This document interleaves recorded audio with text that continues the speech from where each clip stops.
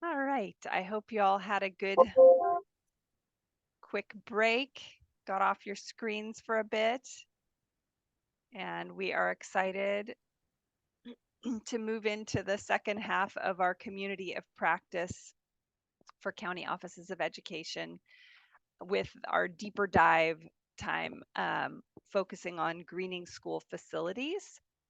I'm very excited to welcome our special guest presenters today from the San Mateo County Office of Education. We have Ron Soper, Director of Sustainable Construction and Facilities, and Annalise. I'm not sure how to pronounce Annalise's last name. If you're able to unmute and let me know, that'd be great. But I'll let you you both will get a chance to talk at length with the group here. So I'll let you share more about your roles when you present. But Annalise is the Green Facilities Operations Analyst. And I would be remiss if I didn't include Julie Hilborn in this introduction, even though Julie's unable to be with us today. She is San Mateo's Environmental Literacy and Sustainability Coordinator, who is at the heart of this work and this team. So many thanks to her also for her work on this presentation. And Ron and Annalise are going to have a big chunk of time during this second hour to share about their data project to collect sustainability data with schools and districts in their county and the results of that work. And I'm just going to turn it over to them. We'll have some time afterward for breakouts and discussion, and depending on how many people are here, we'll figure out whether that's whole group or small group. But would first, Ron or Annalise, would you prefer to be the ones sharing screen and advancing slides? I can definitely get off and give you the access to do that instead, or I can advance slides for you. I think, hi, can everyone hear me? Yes. Great. Well, thank you for introducing. Annalise, I think you're on mute there. Are you trying to speak? Yes, she's trying to speak. So we'll try to get those connections established. And my video's acting up. I'm going to try it again because I apologize. This is kind of a, yeah, see, look at my video. Is it coming in like really achy on your end? It's doing some Yeah, strange stuff. so it's yeah, this is, so if you don't mind, I'm going to turn it off because I think it's kind of distracting. Yeah, that makes sense. And Annalise, you might need to go under the audio and test your microphone to see if there's a different microphone setting. She might, I think she probably logged off and she'll probably log back in. Okay. And maybe, I don't know. Well, no, she's still there. So, well, I'll just start talking. Annalise, we'll just wait for her to get on. She'll probably start with the first part of the presentation, and I'll join in later on the presentation. But I'll just introduce myself. I am Ron Soper. I am the Director of Sustainable Construction and Facilities. So happy to be here. We are the San Mateo County Office of Education. So at the county level, we oversee 23 districts. And so my role in this at the county is to promote, it's really two hats. Part of it is sustainability. This is really kind of why we're here, but really we're talking about construction too. And so I'm an architect. I've been a licensed architect in California for a good 25 years. And so I think what Julie has done here is her efforts are really curricula and education, and this is where it all begins. This is fertile ground. And so what I'm trying to do is take the mindset and the aspirations that what's going on here and translating it into policy and to built form. And so this is going to find its way into buildings, and ultimately, it's the buildings that will consume less energy, less fossil fuels, those kind of things. So that's what we're really trying to aspire to do. But it goes beyond energy, as you'll see in some of these slides. And Annalise, I guess I hope you're connected. Can you hear me, Annalise? Yeah, can you all hear me now? Yeah. Okay, I was having microphone technical difficulties earlier. You're having audio difficulties and I'm having visual difficulties. I can see everyone on my end. And but I'm turned off in case you didn't hear, Annalise. I'm turned off because my video is somehow doing something weird. So anyways, we'll just leave it at that. Okay, yes. So I'm Annalise Eder. I'm the Green Facilities and Operations Analyst here at the County Office of Education. And my work is actually mostly focused on waste management and reduction. But I'm happy to be here today to talk about our Green Facilities Data Collection Project and hopefully work as a good proxy for Julie, who couldn't be here today. So yeah, I'm gonna go ahead and give a little bit of a project overview. So this is San Mateo County. We work as an advisory organization to the 23 school districts and 173 schools in the county. San Mateo County is very diverse in like the landscape and socioeconomic status. So we have a La Honda Pescadero Unified as a rural district, whereas in the North County we have Daly City and South San Francisco, which are kind of urban districts. So there's a lot going on. We have mostly small to medium-sized districts, which presents certain challenges. But yeah, that's a little bit of our county context. If you go to the next slide. Here at the county office, we use this 4Cs framework of whole school sustainability, which is like a holistic approach to sustainability, including campus, curriculum, community, and culture. So this is just a way of kind of summarizing, that this is a holistic approach. Next slide. So now to more this specific Green Facilities Data Collection project. The core outcome was so that we and our partner agencies could be able to effectively prioritize resources and services to the districts on sustainability goals. We are very lucky here in this county that we have a great network of partner agencies, many of whom provide free technical assistance to our school districts.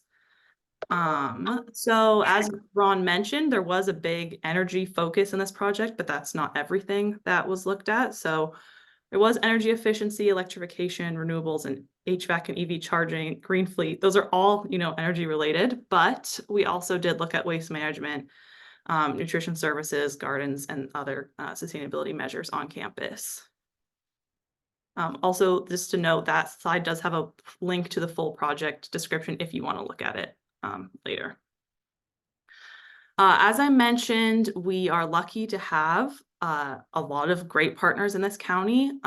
We have Peninsula Clean Energy, who is our community choice aggregator, who provided funding for this project, as did the county sustainability department. And then we also had great partners who offered technical assistance from San Mateo County Energy Watch and Flows to Bay, which is our stormwater pollution prevention program in San Mateo County. Next slide. So when we started this project, we really wanted to target districts who we thought needed our help the most. So as I mentioned, San Mateo County is a diverse county in terms of its needs and like district needs and community needs.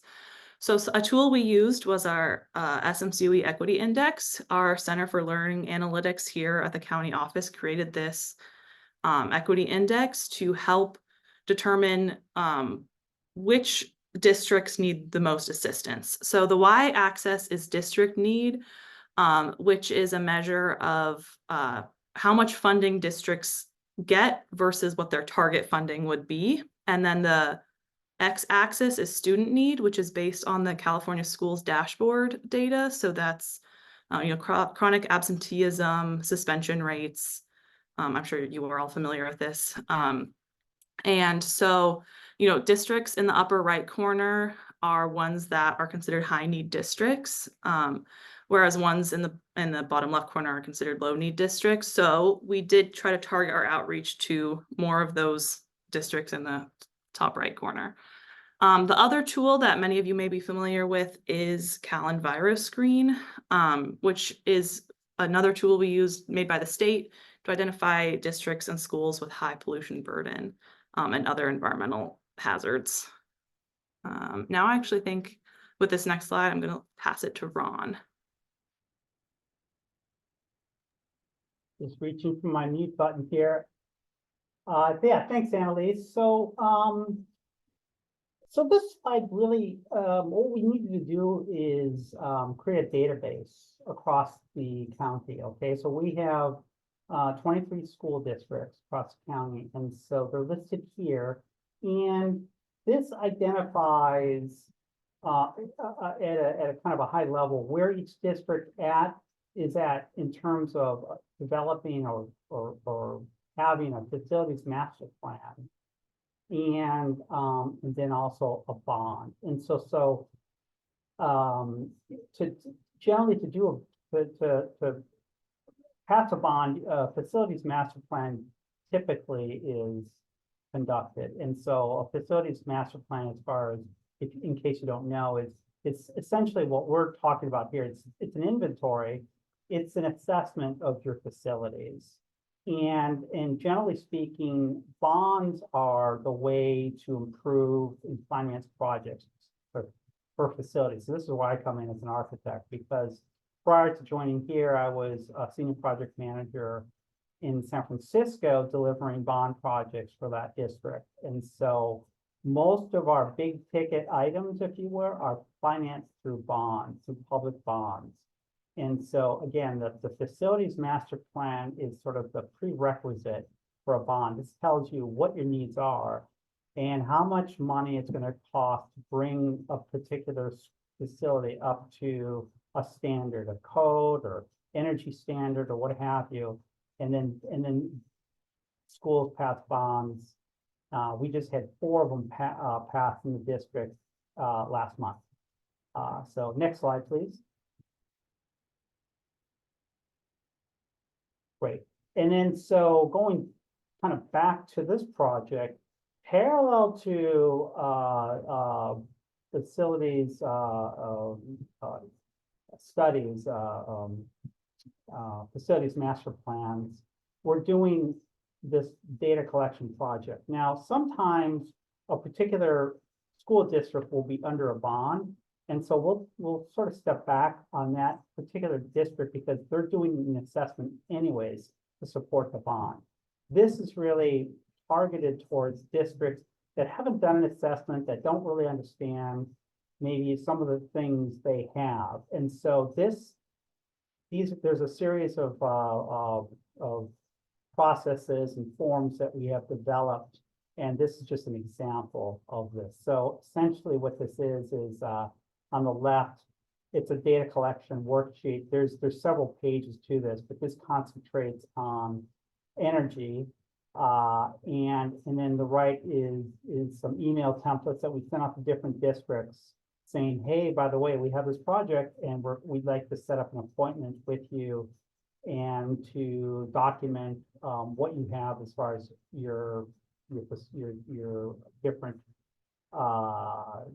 equipment use, your capacities in terms of what you're consuming, particularly in methane gas, but also it goes beyond that. It goes beyond, it gets into stormwater management and how facilities are operated. Next slide. And so this is just some pictures. So this project, this endeavor was very rich in pictures because, districts are in different places. And so some districts have, depending on the type of facility, have these small closet kind of units, and that's on the left. And then on the right, they'll have a large rooftop air handler unit. And so the next slide, this talks about beyond energy. This gets into a particular district's waste management. We take pictures of all sorts of things like what type of bins they have, what type of recycling efforts are they putting forth. On the right is, do they have a green schoolyard? And so part of the emphasis is develop an outdoor learning curricula. And so to support that, we have outdoor classrooms. And so is there support for that? Yeah. So here's where we're at. This is very much a work in progress, but these are the findings so far. Next slide. Great. So, so this is again a work in progress. We spent 9 months developing this effort, and we still have work to do. So we are going to finish this. But so far, 53 schools have participated out of 183. So we're going to try to really close that gap. I'm going to kind of jump down here.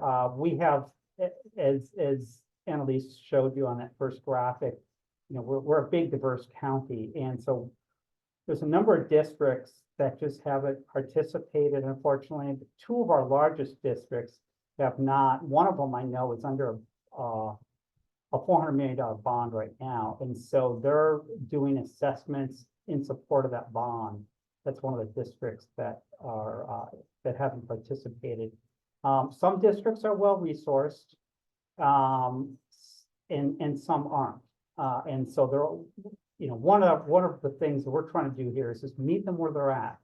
And we're not trying to create a sort of a burdensome task.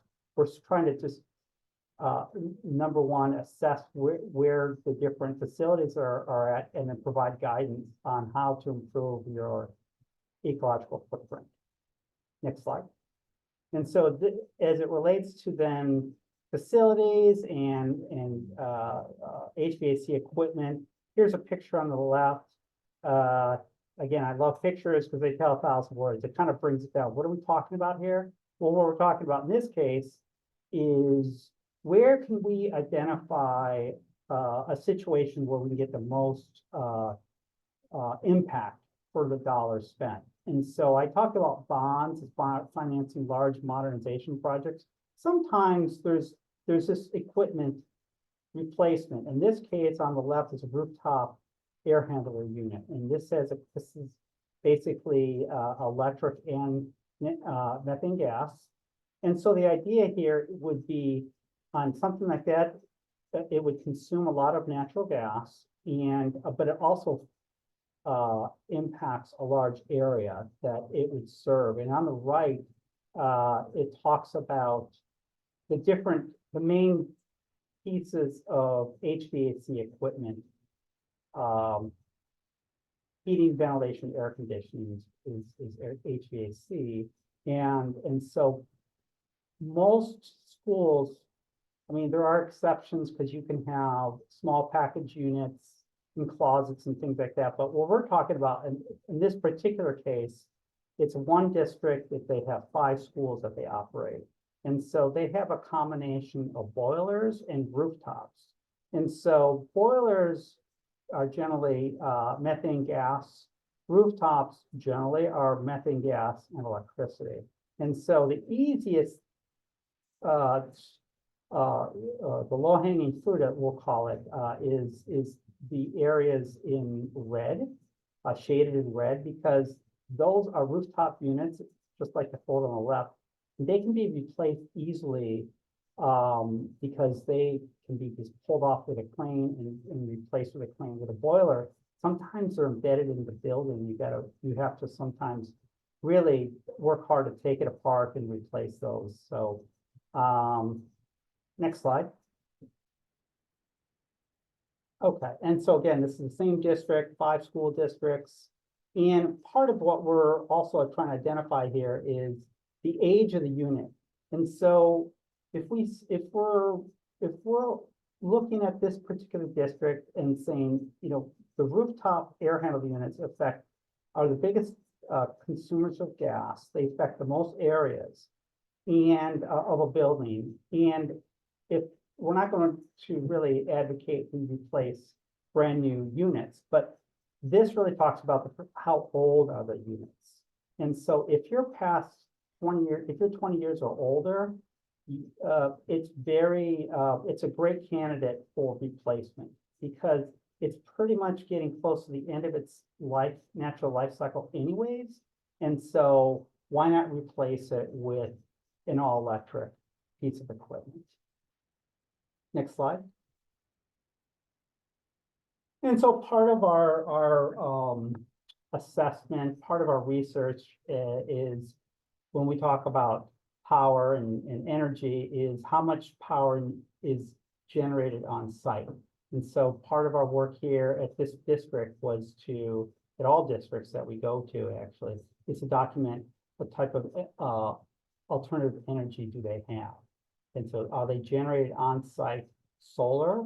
Do they have a backup storage capacity? And that's really what this is about. So in this particular district, you know, there's one school that does have on-site solar, and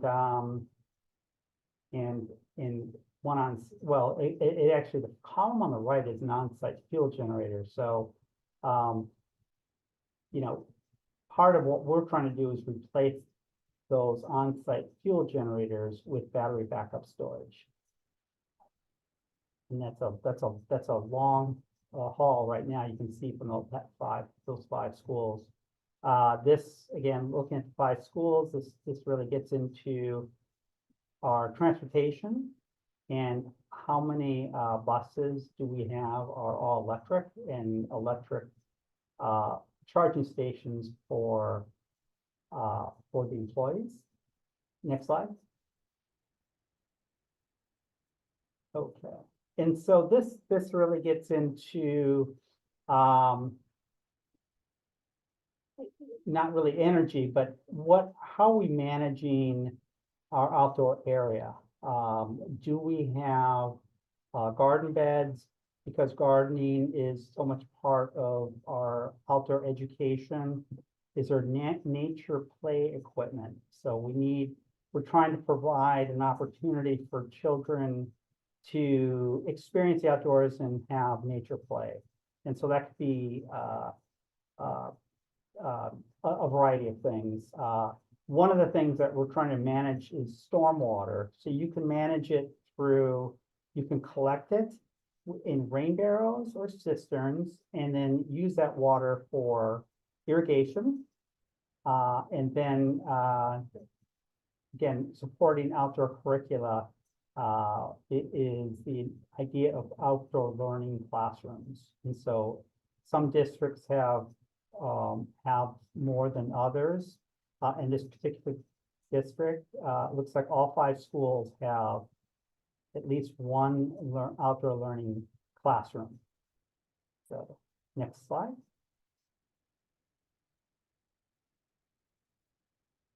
Okay, so I'm just here. Yes, I'm going to just explain some of our recommendations, and this is what we would give exactly to the districts who completed this data collection.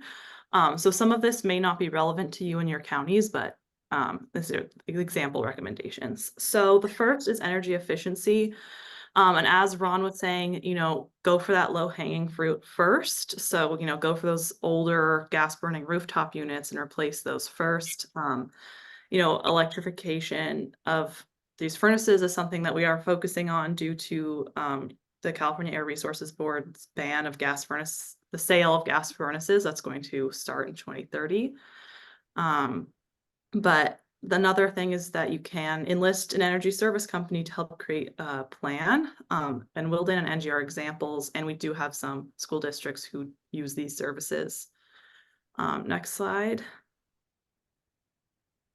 And then transportation. So install EV chargers, both for the district's fleet and for public use. We have some districts, who have the EV chargers available to staff and students during the day, and then they really increase the rate they charge overnight because they don't really want the public using the EV chargers. But we do recommend installing EV chargers, and then replacing any vehicle at the end of life with an electric vehicle. So, there's no reason to replace a perfectly good, younger gas vehicle with an electric one. So it's better to do it at the end of that life when you would be purchasing a new vehicle anyway. And then consider vehicle to grid energy storage, using your electric fleet as the battery backup storage. And then, next slide.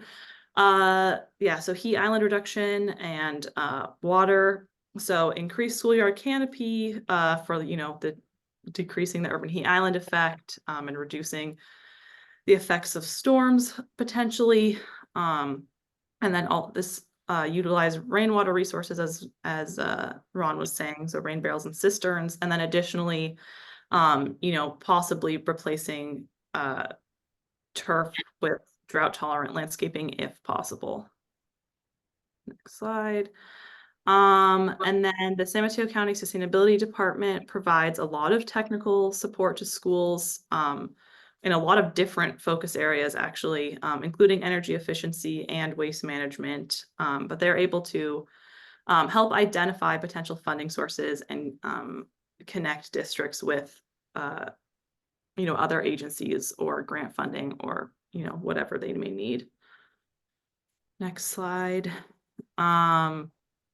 Then this is the government and K-12 energy efficiency program that I believe is available to any PG&E.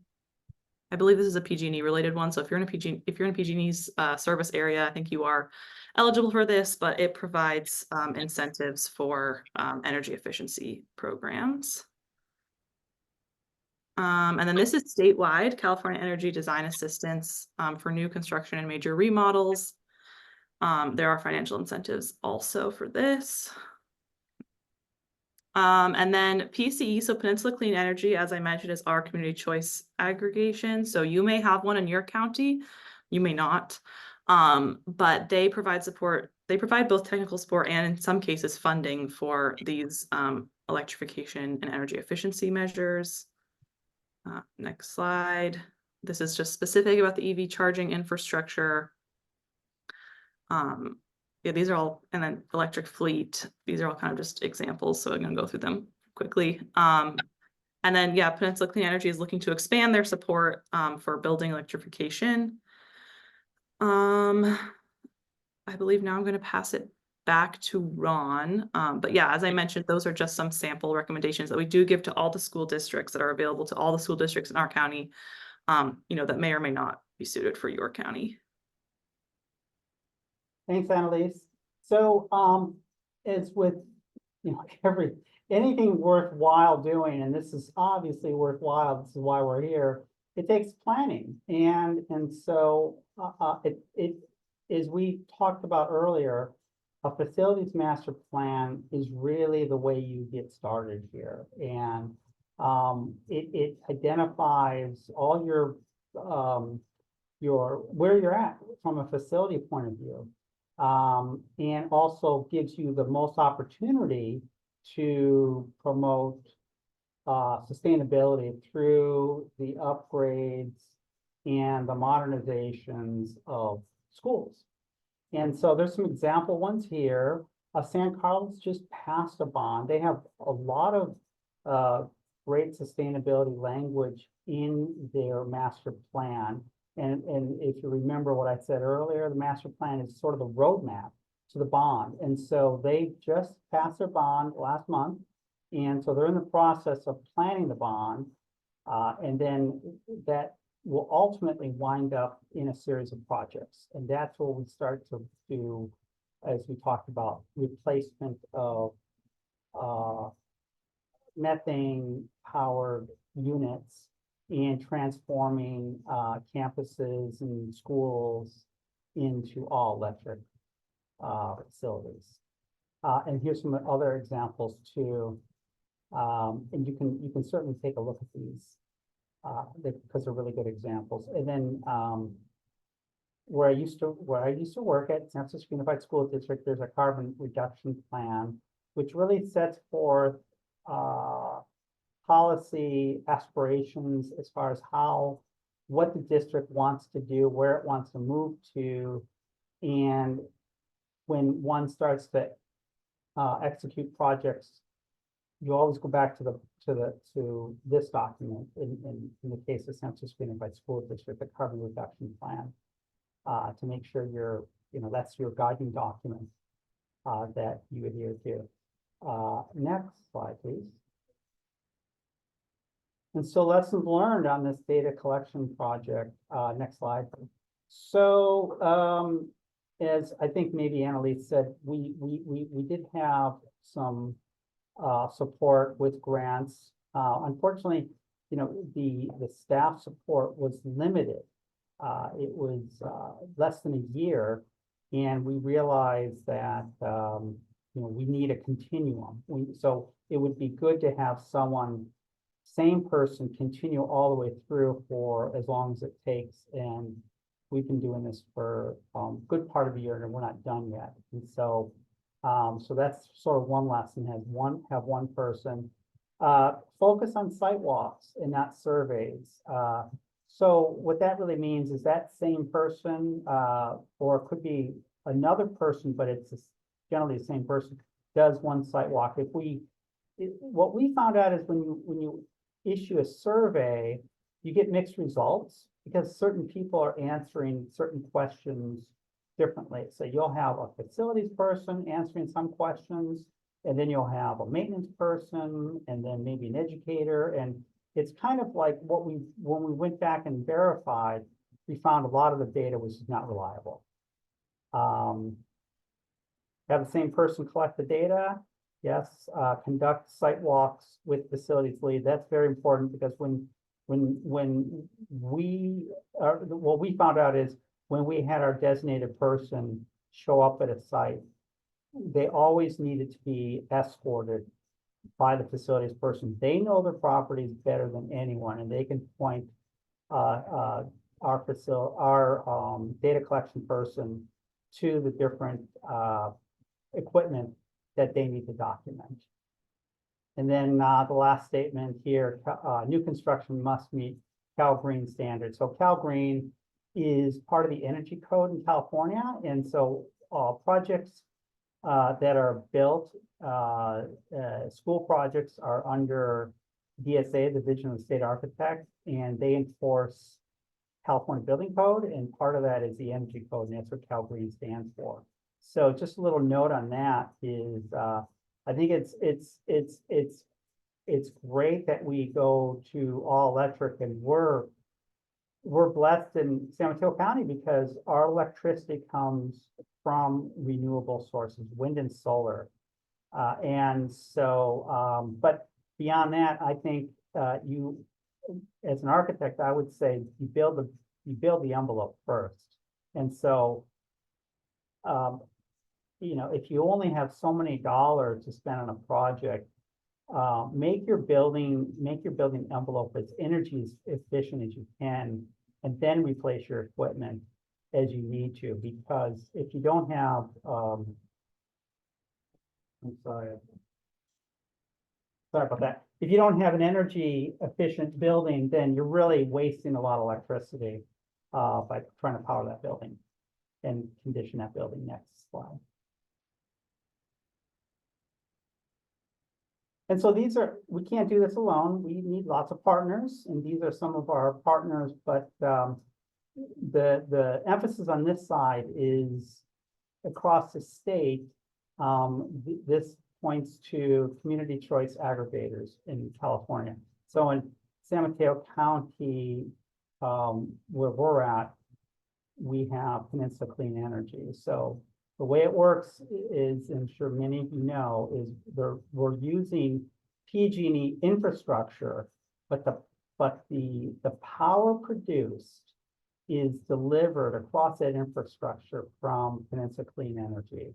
So they have, in our case, we have solar arrays and wind farms located in different parts of the Bay Area, and that power is transmitted over into San Mateo County. So, like I said, we're blessed because all our power is green power. Next slide. And that's it. And that's me on the left there. Sorry about my video, but you see a still shot of me there anyway.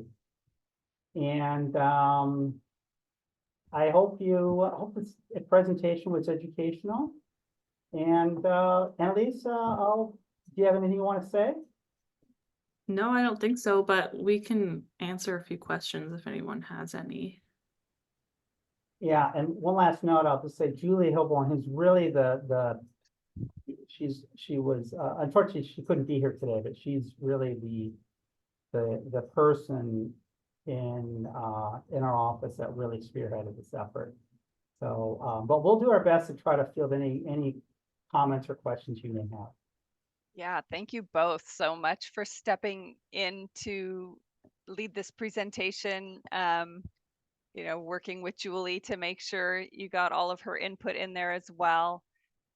We really appreciate it. And we're a small enough group. Let's just go ahead and have Q&A as a group here about any details that folks who were listening were curious about. I mean, one that I'll start off with is, do you have any advice about when is the optimal time to try to contact a district, or how do you get involved in the district's plans for a bond measure at the point in time and with the right people to have an impact on that bond, emphasizing green spaces and sustainability? Because I keep running into like, oh, there's a bond measure, and then, oh, well, it's too late, Yeah. Any advice on that? Yeah, I can help answer that. I mean, the best answer that I can provide is to get in early, get in on the ground floor. And so once a bond passes, it's really too late. If you don't have sustainability already into the bond, because the bond is a legal document too. It's a pact between the school district and the voters. And so if green infrastructure is not specified in the bond, then it's really hard to get it into the bond after the voters have signed off on it, right?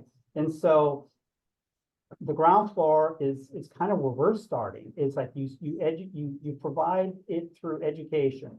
And so pretty soon the kids, our children are talking about it. Then the parents are talking about it. And then the school board is talking about it. All of a sudden you have a direction, and people say, our next bond, we're going to include sustainability. And so it starts from an educational point of view. I mean, part of it is you go top down or bottom up. We go bottom up, education, and then when you conduct, generally speaking, like I said before, districts will conduct a facilities master plan. That assesses the state of your facilities, and then that becomes your foundational document. And how do you improve those facilities, and how do you therefore structure a bond? And part of that structure will be something like this. If I have a school and it needs $100 million in work, part of the work is replacing the aging boilers, and we're going to replace with all electric. You codify that into the bond language. So you do that as you plan the bond before it goes out to the voters, if that helps. And then the implementation. So you're saying either top down, talking with the leadership about what's going to be in their next bond measure, or bottom up, having students and teachers, education lead to advocacy from the bottom up, advocacy at the board meetings and in other ways to lead to those folks saying we're going to prioritize this on the next bond. Yeah, that's you can go either way. And I find it from our district, we're going from the bottom up because it makes from where I sit, my job easier because you've already have the mindset. You already have the school board saying, this is important to us. We need to look at our facilities again. We need to refresh our master plan. A lot of districts may have a master plan that's old, and we need to look at it and refresh it and apply sustainable strategies towards that. And that's how you get that into the bond. Thanks. What other questions do people have? Just go ahead and unmute. Don't be shy.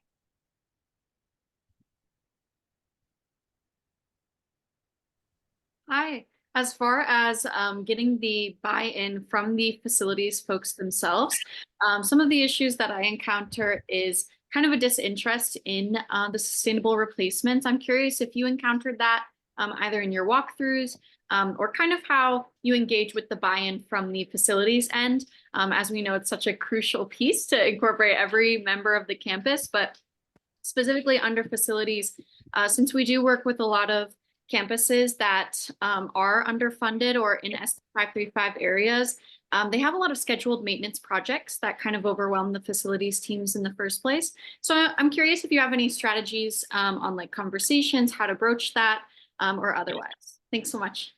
Sure. Yeah, thanks for the question. And so a lot of this may not even be part of a bond. It's facilities, it's maintenance. Right? In some cases, it's deferred maintenance. And so you may have a piece of equipment that needs to be replaced.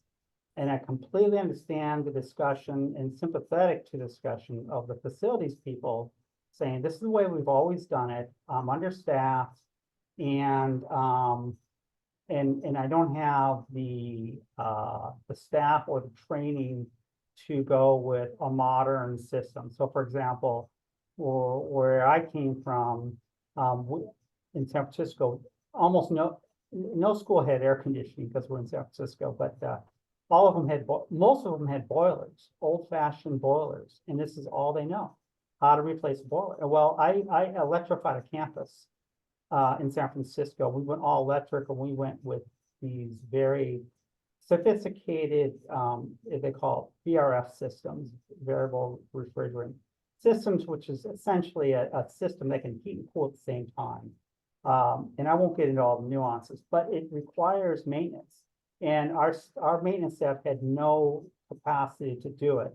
And so this is a hard discussion because you have to at a district level support your facilities. If you're going to put in new equipment and your facilities do not have the staff or wherewithal to maintain it, they need to be supported. And that's going to be in the form of additional training, or perhaps you have a service contract with someone. But as far as to help that conversation go to the next step, I would say talk to another facilities person that's done this. There's nothing like showing someone who may be skeptical another district that's gone through this, and they said, you know what, it wasn't so bad. That's how you can start to change minds. Thanks so much, Ron. That's such a great perspective. And we definitely have been trying to do that. We actually recently brought one campus to another campus for a tour in the same fashion. So they were extremely excited about that. So I love that suggestion and want to reiterate that that's something that we've seen work as well in the past. So thanks again. Great, and good luck to you.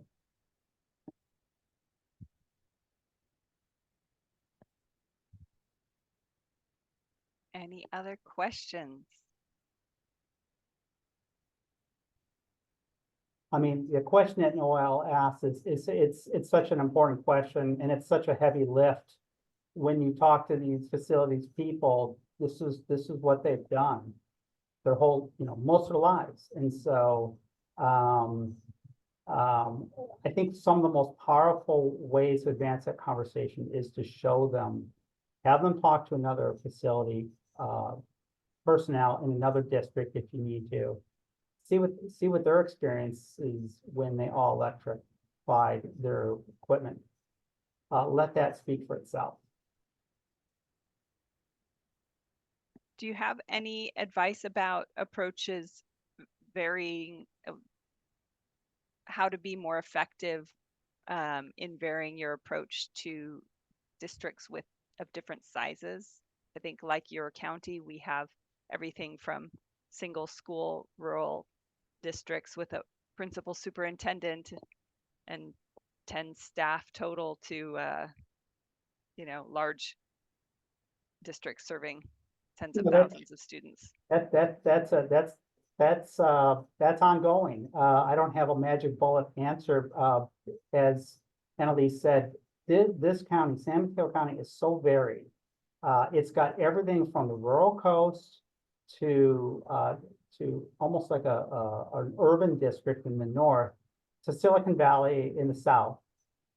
You've got everything from a very well resourced and financed district to districts that just have a couple of buildings and that's it. And so the conversation, one of the things I've done here is to visit the school district leaders, meet them where they're at. I go to the districts, I look at their buildings, talk to them, and try to understand what their needs are. Some districts they barely need my guidance because they're just doing it on their own. In some districts, we talked about maintenance, they can barely get their roof fixed, right? And so the conversations are varied. I go back to building the building envelope. Build a better building first. So you get those things taken care of. I have one district that has so many facility needs from just a building envelope point of view. It's just premature to have a conversation about upgrading some of the mechanical equipment when their windows are drafty and they're 60-year-old and they're leaking in, not just air infiltration, but water, right? And so build the envelope first, meet the districts where they're at. And it's a conversation that sort of expands and contracts of who you're talking to.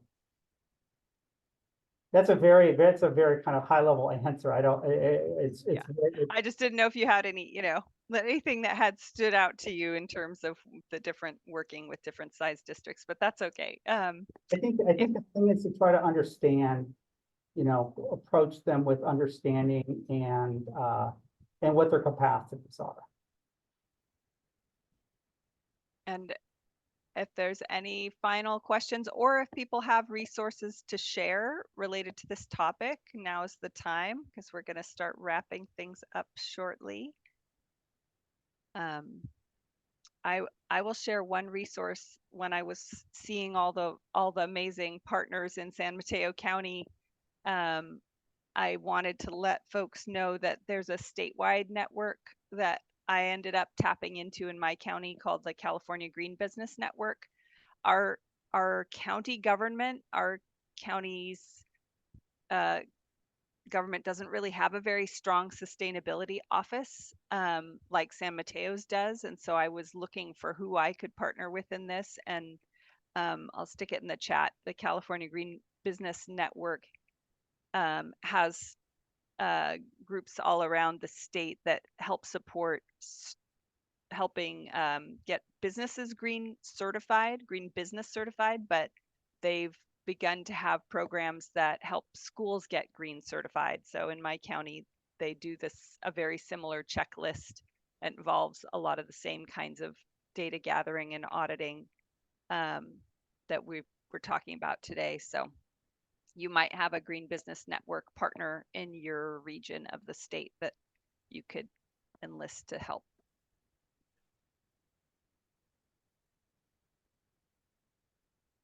And if there's no other questions, I will go ahead and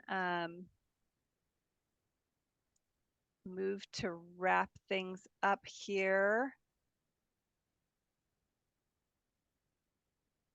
Yeah, certainly feel free to reach out to us if you need some advice or where to go next. There's others we can probably put you in touch with, depending on what you're trying to do.